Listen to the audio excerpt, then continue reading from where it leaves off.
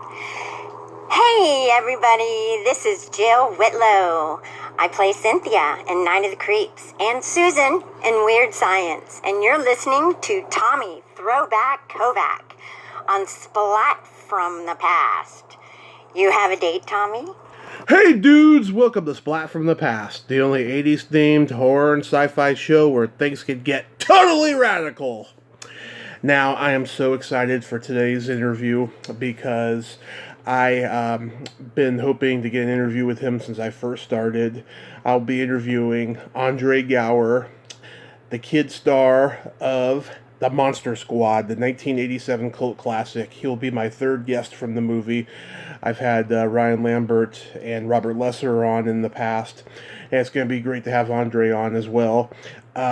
He was also in the Man in the Santa Claus Suit TV movie of the week, Christmas movie. He guest starred on so many great shows in the 80s, like The A-Team, Knight Rider, Sidekicks, The Wizard, etc. He even starred on a show with George C. Scott called Mr. President, which was one of the earliest Fox Network shows. And now he's back in the business after a long break. He made a documentary about the Monster Squad called Wolfman's Got Nards. And it's going to be great to talk to him today. I can't wait. It's going to be awesome as Halloween October is coming to a close. Going to close out the month with some more great guests coming up. So, here is my interview with Andre Gower.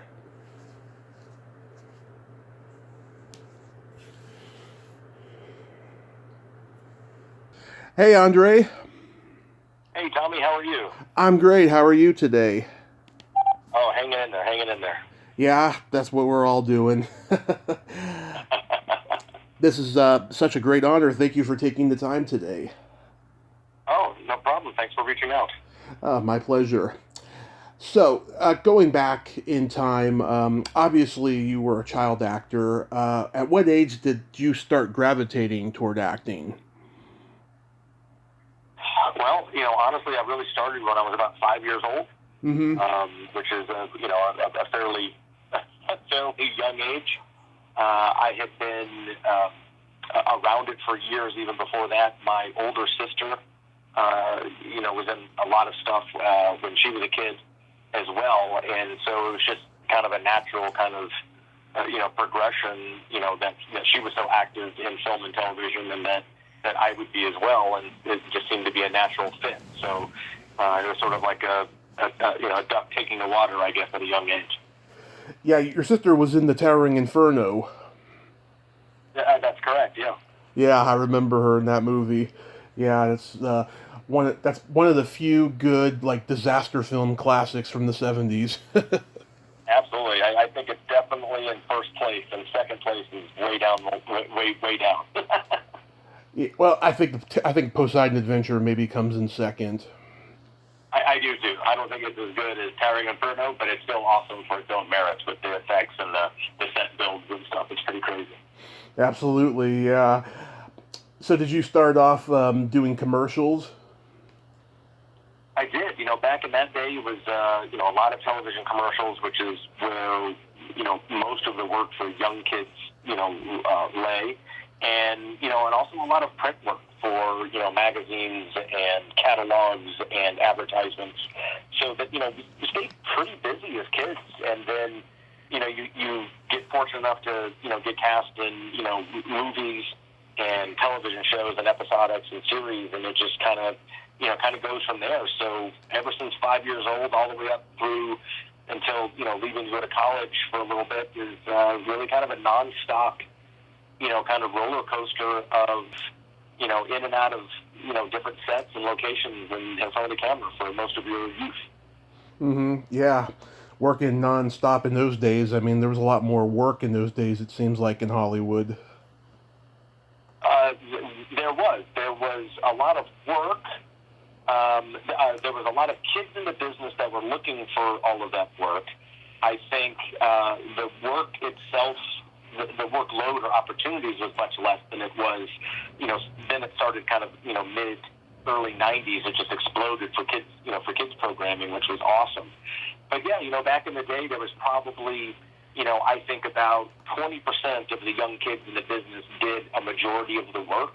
Yeah. And I think I feel fortunate enough to have been in that 20 or 25% that, was lucky enough to work constantly. Mm-hmm. And you're also probably one of the few who just, didn't go down a rabbit hole path of, self-destructiveness as well. Well, that's certainly true. I don't think I did. I think that I know stories like that. I know the people that had those bad experiences. I know people that had bad experiences and as a result are no longer with us. But it all comes from the kind of support structure and people that you have around you. Usually, obviously, if you're a kid in the business, it starts with your parents. And what their outlook is and what their kind of involvement is and how deep and how knowledgeable, and the other people besides your parents that you get surrounded with, being your representation or your agents or your managers and people that are around you, and they're the ones that are there to kind of set the environment and create the world and allow you to thrive in it and not enable you to go into precarious situations. Mm-hmm. Absolutely, absolutely. So I'm going to mention early credits. Tell me anything you remember about making them. The man in the Santa Claus suit. Love it. Remember it very well. It was a big network TV movie, obviously about Christmas, and starred Fred Astaire. Really neat story, kind of supernatural, obviously a Santa Claus story in Manhattan, and there was kind of three storylines that all converged around Fred Astaire's character, who owned a costume shop that was actually Santa Claus, and trying to help out these three individuals with their kind of issues or whatever their kind of plot lines were. And I was one of the plot lines where my dad was actually played by Bert Convy. Yeah. Awesome Bert Convy, and he was very busy with a politician or something, and neglected his son a little bit, and in an estranged marriage, and learned the lesson of Christmas of spending time with family. So, cute movie, loved doing it. I was super young when we did that one. Yeah. But, it played almost every year until just a few years ago, and sometimes it still plays somewhere obscure. But it was a fun, late 70s, early 80s Christmas movie. Mm-hmm. Yeah, and Brooke Bundy was in that. I've interviewed her, and I love Brooke Bundy. Absolutely. Wonderful lady. And John Biner, he was on last week. He just came out with a memoir. Oh, wow. Yeah, he was great. Did you get to have any interaction with Fred Astaire? I didn't until they had the screening of that on, I think we had it on a studio lot or something, and went to the screening room, and I finally got to meet Fred Astaire, which was, kind of neat, full circle, 6 degrees of separation type thing, because, obviously Fred Astaire, even in, that late day and stage in his career, he was, Hollywood royalty and an entertainment icon. And I knew who he was, even at that young age. Mm-hmm. And it was very awesome to meet him finally, even though we didn't have any scenes together in the movie. But not only did I not have any scenes in the movie, but he's also in the Towering Inferno, which my mother and my sister had met while they were filming. Yeah. But she never had any scenes with him in that particular movie. All of her scenes were with Jennifer Jones and Paul Newman and everybody else. So it was, that was kind of a neat kind of connection there. Yeah, well, Hollywood was a much smaller place back then where everybody kind of knew everybody. It was, and things kind of, paths got crossed a lot more than you realize. Mm-hmm. But then you guest starred on the A-Team. I did get to do an episode of the A-Team. That was a fun one. It's, obviously, if you remember the show, the A-Team would go around and help people that needed help from usually either, corporate bully types or, strong men that are trying to weasel in on your business. And my family in that were a family of lumberjacks, which I thought was always pretty cool. And we got to go up in the mountains for about a week or so and shoot the episode. And I got to hang out with Mr. T and Faceman and George Papard and Dwight Schultz, because Dwight Schultz as Kim Murdoch was my favorite character on that show. Mm-hmm. And I think I'm pretty confident in saying that I'm the only person that has ever chopped down a tree with Mr. T. Yeah, I don't think anybody else could claim that honor. I hope not, and if they are, then I'd love to hang out, because that's a cool club to be in. David Hemmings directed. He's a brilliant actor. What was he like as a director? Of that episode, I'm sure it was great, but a lot of things, it's especially when you're a kid and a young kid, you're in and out, and you're only on the set for a limited amount of time per day. And so you don't get to hang out as much. You don't get to pal around with people like you'd like to. You got to get in, get out, do your scenes, and then get off the set, due to, state and federal child labor laws. Mm-hmm. And so, growing up on sets and all that was a fantastic experience. But a lot of it you don't get to absorb because there's not a lot of downtime, because you're in and you're out as a kid. But, you make up for that in other ways. Yeah, a couple hours of school on the set and all that. Absolutely. You were on Knight Rider. What was that like? I mean, every kid's dream, right? It, along with something like the A-Team, getting to be on, obviously a hit, popular show like Knight Rider with, an icon like David Hasselhoff, who became even a bigger icon after Knight Rider. But that's neat. It was just such a neat show, and what's great about growing up in the industry.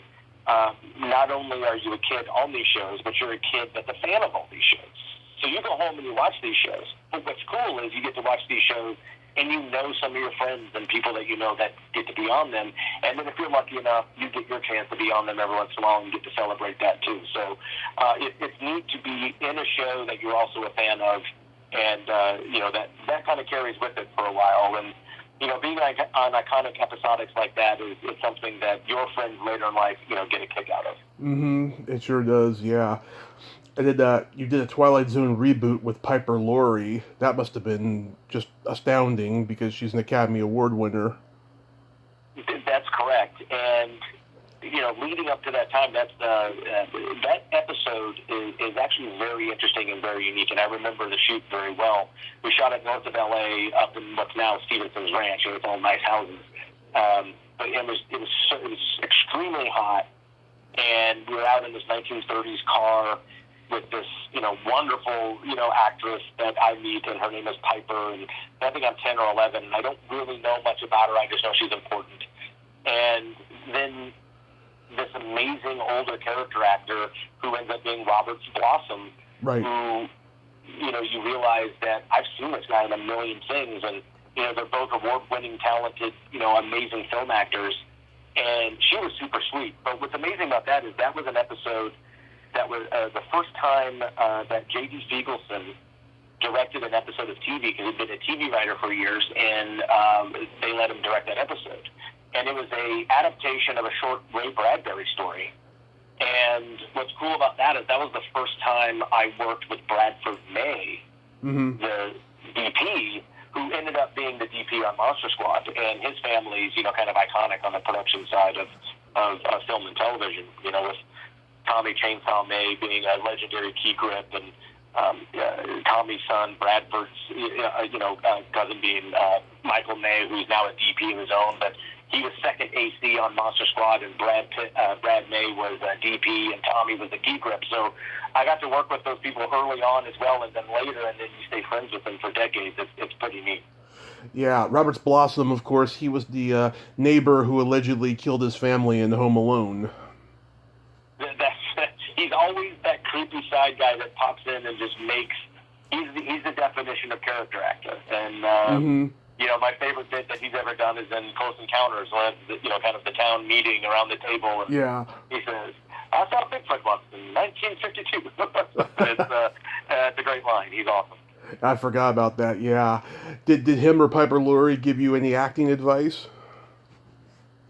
If they did, I don't remember, and if they did, I wish I had, because those are two people that you definitely want to learn from. What I do remember is they were both, extremely nice and, kind of subtle people. And what you learn from people like that are, super experienced and very skilled and very trained, you kind of absorb the energy, kind of what they put off. And you realize that most people, not just kids, but especially kids, think that acting and performing is being big and loud and boisterous and crazy facial expressions and wild hand movements. And it's actually completely the opposite. And good acting is actually very subtle. And you realize, later on over years and years of working with really awesome people that you pick up little things like that the ones that are icons or the ones that have long careers or very well known,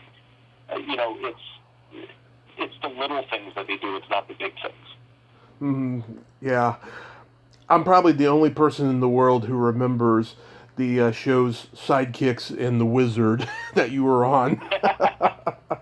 Those are two great shows. You're not the only one, so you're part of a cool club, definitely, Tommy. But Sidekicks was a show that the network kind of created for and around Ernie Reyes Jr., who was a phenom young martial artist at the time. Yeah. And I thought it was a great adventure show that had a small kid, a young kid as the lead, but was also an action star. And at that time was Asian. I mean, Ernie is I believe Filipino, and that was a great idea back in the day. It had Bill Gerard. And, Buck Rogers was just, great names, fun show. And those are the things you get the kick out of, because I remember that episode, and I think the four kids on that, we were all friends, growing up. So it's neat to work together on that. And then The Wizard was another great network show that had a non-traditional, quote unquote, lead being, a little person that was a genius inventor that had to, ended up going on these crime-solving, kind of experienced adventures. And, that was a neat episode because it involved kind of foiling a terrorist plot, actually, that involved a remote-controlled jet airplane. Mm-hmm. And the jet airplane was actually real. And so, I had to fake flying it, but the company that built this thing was actually a remote-controlled jet, and it was amazing. Yeah, I heard the show didn't last long because the Fox network was just launching and they needed to save money for the shows that they were going to do on the Fox network. And you were on one of the first ones, Mr. President, right? That's right. I had just done, Wizard was one of them. I had done a handful of shows off the Fox lot, including a couple series. Mm-hmm. And so I sort of had a tie-in through, to the Fox, the studio, and then the new network, mostly through individuals like Michael Zinberg, who is, a TV, icon in production and directing, and a young guy at the time, Randy Ziff. They created these shows and were directing these shows, and they always seemed to have me work with them. And when Fox came around as a brand new network, there was about 6 or 7 original shows, and I was fortunate enough to be cast, coming right out of Monster Squad the next year, and getting on Mr. President, which was a big scale production TV comedy starring George C. Scott. Mm-hmm. Yeah, I was shocked, because George C. Scott was not known for doing comedy. He was known for the dramatic stuff. Do you think he did comedy quite well? I do. He's a very funny guy. He's a very imposing and can be intimidating guy sometimes. But he certainly, commands a presence because, he's George C. Scott. But his comedy, I always say that comedy actors always end up making phenomenal dramatic actors, as you can, see in a lot of, great stuff. When you look at things like Jim Carrey or Adam Sandler, when they turn around and do these serious dramatic roles, they're actually very good. Because comedy is always about timing and it's always about pain. Mm-hmm. And then that's what makes drama so good. But then when you turn that kind of lens around and, take, serious drama actors and stage actors and put them in a comedy, it's really kind of the same thing. It's about channeling what it is. And comedy's all timing. And, dramatic actors and stage actors like George C. Scott, they have great timing. Yeah, well, the great comedian Red Buttons, he won the Academy Award for Sayonara in 1958. That was unheard of, and you look at it in historical context, and you're like, wow. I mean, because he was such a Yeah. funny, irreverent comedian. Yeah. That's right. But yeah, something like Red, and it's just heartbreaking when you see, these guys, people like that put in these amazing dramatic roles. But it's funny with something, you get a little taste of George C. Scott's comedy because if you look at something like Dr. Strangelove, which was Yeah. extreme departure from most of the stuff that he's done, and I think that's honestly his best role. I think so too. Yeah. Look, he's great in Patton, obviously, but Yeah. him, this general in Dr. Strangelove is hilarious. Mm-hmm. I rank that up there as one of his best for sure, along with The Hustler, and Anatomy of a Murder, which I think was his first movie. And yeah, he did a lot of great work. So, how does the Monster Squad come into your life? Monster Squad comes in my life, right at that time we were just talking about, 85, 86, 87. I was doing a ton of television work, off the Fox lot, like with Lindbergh and Zisk and these other shows and guest spots, series of my own, that we were doing. And it was just a regular audition process, honestly. Just about everybody in town read, for everything, and everybody that was anybody, and then everybody that wasn't anybody, kind of auditioned for Monster Squad. And it's a lot of fans, some know the story, some don't, but I never auditioned actually for the role of Sean Crenshaw in Monster Squad. I actually auditioned and screen tested all the way through the process for the role of Rudy. And because leading up to the time, that was sort of the body of work, and it reflected, kind of my look and tone at the time. But, they actually had the foresight, to look further than that. But, I like to think that's the process of what happened. And they're like, he's good, but he'd be better as the leader.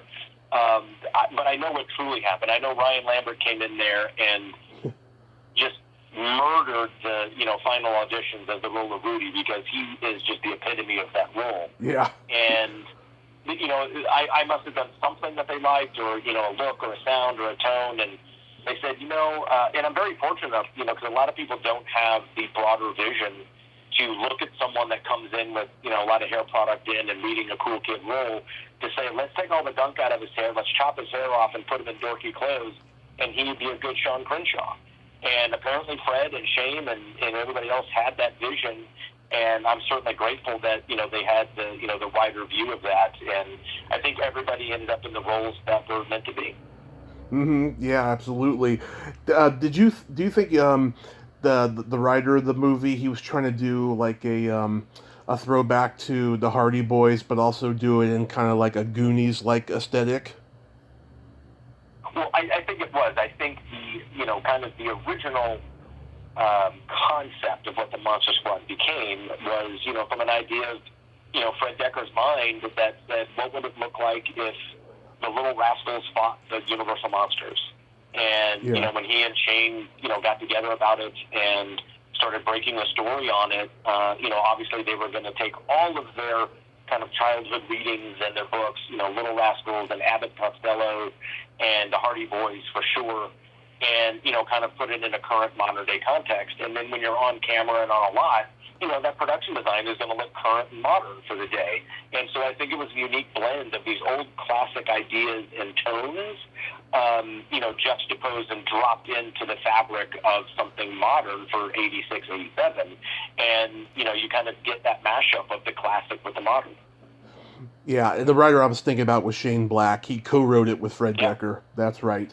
Yeah, Fred Decker was coming off of Night of the Creeps. Had you seen that movie yet?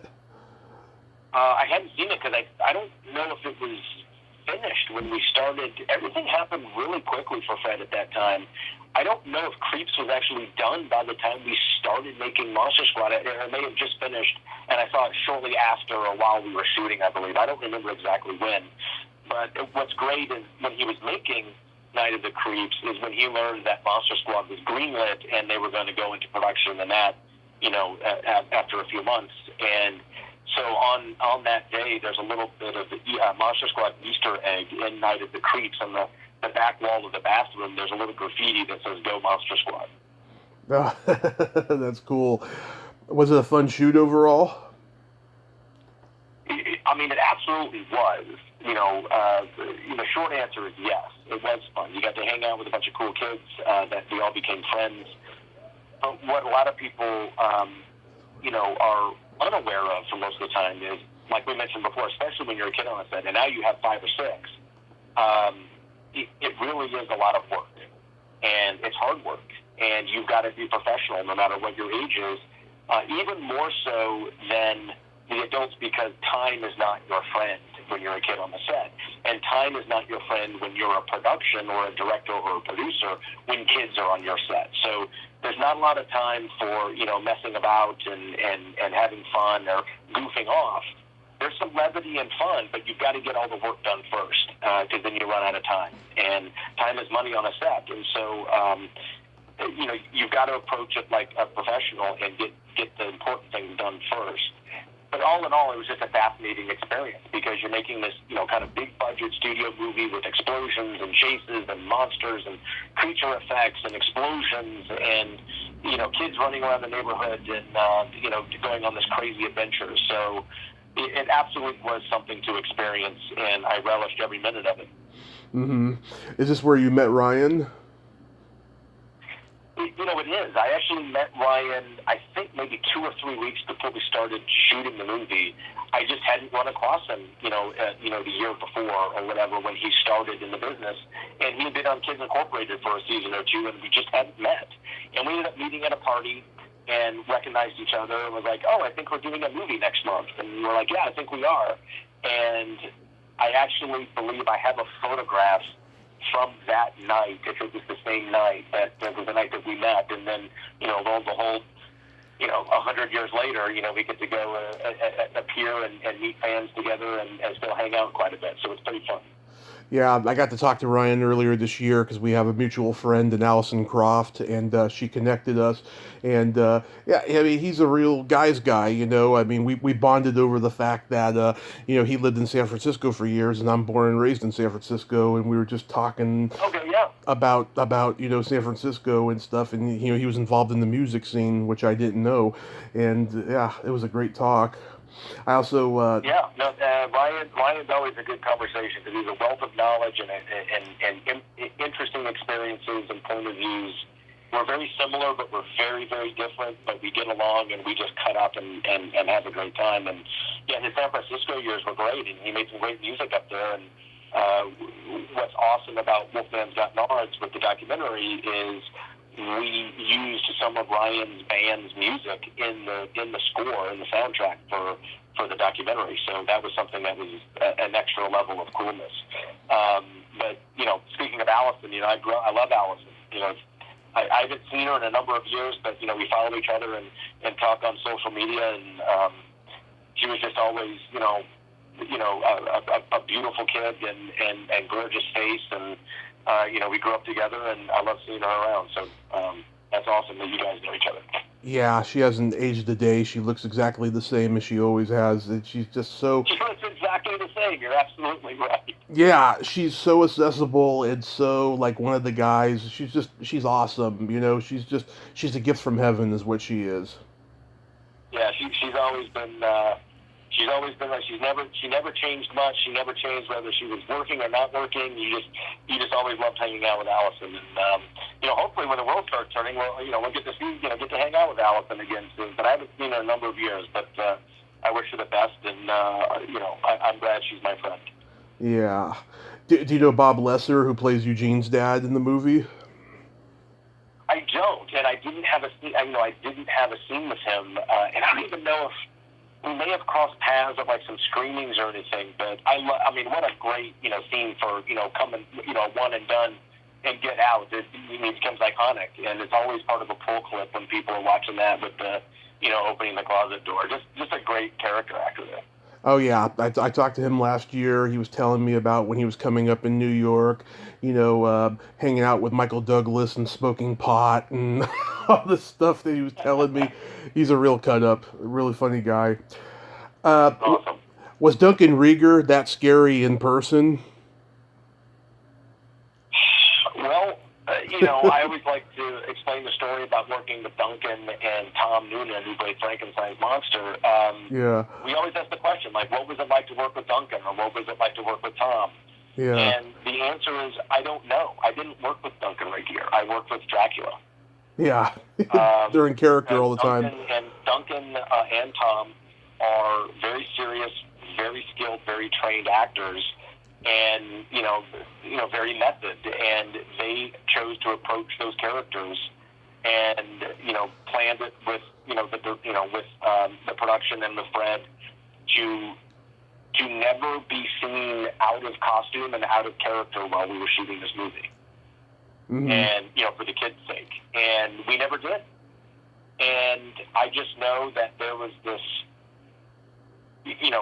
statuesque, regal-looking man playing Dracula that scared the shit out of you, if you didn't know it was an actor. And just approached a role, in such an iconic role in such a unique way that took it to a different level and a modern level with the classic feel. But then to actually know him, he's completely the opposite. He's so genuine. He's so nice. He's so soft-spoken. I mean, hell, he's a painter. Yeah. He's an artist, and he grows, wine grapes and has his own vintage. And, it's like, wait, this is the guy that, snaps necks and, blows up kids with dynamite. No, that was just a character. Duncan is an amazing human being, very caring, very giving, and very supportive. And I'm glad we got him, to sit down for a little bit for Wolfman's Got Nuns. Yeah, I was shocked to find out later that he was Zorro in the 90s. I remember watching that show, and I didn't realize that was Dracula in the Monster Squad. That's right, yeah, he was fantastic in that show. Absolutely great. Yeah. So you made a documentary called Wolfman's Got Nards. What prompted that? Honestly, the short answer is the fan. Mm-hmm. After Monster Squad had this kind of resurgence explode in 2006, 2007, all of a sudden a movie that, we weren't known for, now is back out in the world and just growing and growing. And we were now finding ourselves headlining conventions and going to special screenings and appearances and Comic-Cons and all these amazing places to meet people that liked this movie that we didn't know were around. But over the years, the first couple of years, and then as it goes on, we thought it was going to kind of slow down, and it never did. And you just kept hearing these stories about how the Monster Squad connected and impacted these kids whenever they saw it, whether they saw it, for the 1 or 2 weekends that it was in the theater in their hometown, or they saw it on HBO the next summer, or they rented it from the video store, so much that the manager just gave them the tape after a year or so. And you realized that their stories were a story. And those kind of encounters and recollections just got deeper and more personal. And I realized that there's something unique there. And the fan base of Monster Squad is what kept this movie alive under the radar for 20 years. And then when the radar turned on and it exploded in 2006, 2007, they were the ones that were carrying the banners and the torches and leading the charge. And it just expanded, and it just keeps growing and growing, and now we have a second generation of awesome Monster Squad fans because the originals are showing their kids it, and they're getting them connected to it. And for some reason, the story that Fred and Shane made and the story that's on the screen connects with people, especially kids of certain ages, and it just sticks with them. And I thought that was something very unique and interesting to talk about. And, hopefully we kind of hit the mark with the documentary. Mm-hmm. I haven't seen it yet, but I'm going to, and I'm looking forward to it. We live in this era now where everyone's making documentaries about 80s horror movies and stuff. Some are better than others, but I'm really looking forward to looking at this one. Did you get any flack for the title, though? No flack. I think we just, obviously got the, everybody loves it because it's obviously probably the most iconic line from the movie. Even though there's a handful, yeah, it probably rises to the top of that list. And, so it ended up being the title for that reason, among a bunch of others. One of them, it's a nice little tribute to Brent Chalem, who is no longer with us. He passed away in 1997, and arguably he's everybody's favorite character in Horace. And to kind of celebrate that line that he delivers, it's also very. There's no other movie ever titled Wolfman's Got Nards, so and if there is, it'll be a follow-up. So it kind of stands on its own for a while, hopefully, and everybody understands, whether you're a Monster Squad, if you're a Monster Squad fan and you see the title Wolfman's Got Nards, you know exactly what it is. Yeah. If you're not a Monster Squad fan, or you don't know the Monster Squad, Wolfman's Got Nards is certainly an interesting title that's going to draw your eye to whatever that is. Oh yeah, I mean I know all the lines. Your time is almost up. This is your last chance for pie, or did someone just fart? Stuff like that. Well, it's all the great stuff. That's why everybody related and connected to it. It was real. It was authentic. And everybody, that saw it, whether they were in Florida or Des Moines or North Carolina or Seattle or Winnipeg, they connected with one or more of the characters and said, "That's me. That's how I feel, and that's how me and my friends hang out. And these are the things we're into, just like these kids. And let's go on adventures like they did." And that's what's fun. Yeah. So did you get to a point where you just wanted to get out of the business and then you decided to come back later? It's interesting. You can make that decision to kind of leave and get out and never have contact with it. But I never really did that. I took a break. I took an off ramp for a while. Especially during my college years, I wanted to make sure I experienced college and enjoyed that. And, I played sports in college, so I wanted to make sure that opportunity, happened. Because if you pass that up, you don't get it back. And, I think that was, some people say that was a great move. Some people say that was a dumb move. Some people say it was a brave move. I don't, it doesn't matter. Everybody's stories and experiences their own. I don't regret anything. I learned so much growing up in this industry, which prepared me for that time of my life. And you're never really out of the business. Because, look, if you're in, even pre-internet times, if you're in magazines and you had some sort of celebrity status, quote-unquote, whether you were a teenager and you were in the teen magazine world, that's going to follow you around. So you're never really 100% out, no matter where you are. And I went pretty, I don't say remote, but I went pretty industry, / LA-based locations for a number of years, and it was fantastic. And some of my favorite memories and experiences and some of my best friends are from those years, and I still have them. And they like the fact that they know me from two different worlds. So it's pretty great. A lot of people aren't able to leave and come back. It's never a guarantee. If you're fortunate enough to work at any one of those times, that's a gift. It's a roll of the dice that doesn't always come up a winner for anybody, let alone everybody. And it's nice to come back in, leave and go do things, come back out, do some other stuff, jump back in. But the last 5 or 6, 7 years, I've been back in developing projects and producing things and creating shows and feature projects. And this documentary happened to be one of them, and that's one of the 50 things that are in your creative mind that get done. And we're just enjoying the release right now and enjoying the response that all the awesome fans are giving to it today. Ah, that's awesome. Yeah, do you have anything upcoming, anything that got shelved because of COVID or anything like that? Well, COVID was definitely a dampener on kind of progress with a lot of stuff, but what we did is we stayed nimble.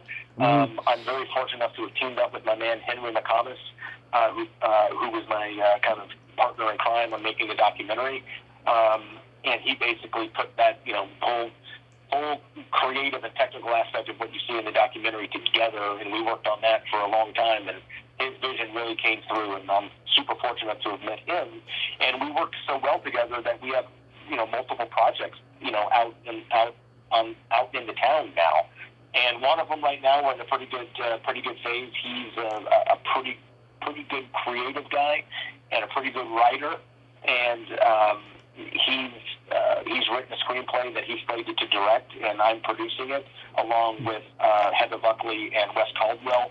And it's a project that we're teamed up with a group out of the UK to distribute and finance, and we're right in the kind of attaching cast phase to it. So that's an interesting story. We probably would have been 4 or 5 months ahead of the time as we are right now without COVID.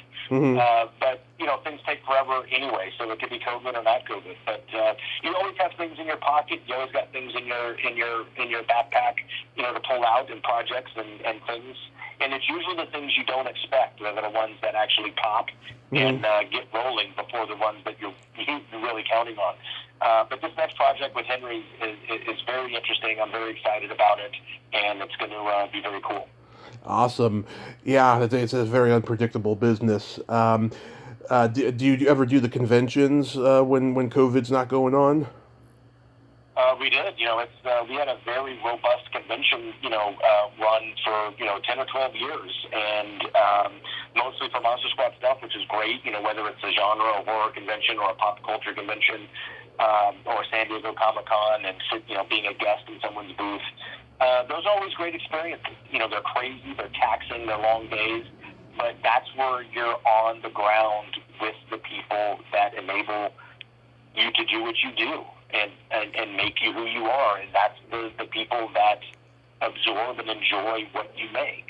And, being around the fans and meeting them and seeing their enthusiasm, enjoyment when they interface with celebrities or people that are in shows or TV shows or movies that they like, not just Monster Squad and me and my fellow castmates, but we all get a kick out of that. And, I think that's important that the names and the faces, do those appearances. I don't think it's just a vanity or selfish move. I think if you're doing it right, you're out there for the correct reasons, which is to show a little appreciation to the people that are ultimately paying your paychecks because they buy your content. Very well said. I hope next year, after all this craziness, I get to meet you at a convention, and I want to thank you and Brittany for making this possible today. Well, I appreciate you reaching out, and let me know, reach out again, and we'll chat some more. And good luck with everything, Tommy. I appreciate you having me on. Absolutely, I would love that. You have yourself a great day, and both of you stay safe. You as well, man. Appreciate it. Thanks a lot. Okay. Hey, thank you, Tommy. Thanks, Brittany. Okay, bye-bye. Well, there you have it. Andre Gower. Ain't he a cool dude? Ah, what a nice guy. And one of the few child stars out there who turned out all right. And he's out there making the dream happen. If you like this video, everyone, please subscribe to my YouTube channel. Add me as a friend on Facebook. Join my Tommy Kovac comedian page on Facebook. Follow me on Twitter and Instagram and all that fun stuff. And I know I said I wouldn't do the social media part anymore, but I just thought, what the heck. Today I'll do it. Well, that's all the time we have this week on Splat from the Past. Until next time, this is Tommy Throwback Kovac saying there's no shame in living in the past because the present sucks. Later, dudes. We're the Monster Squad.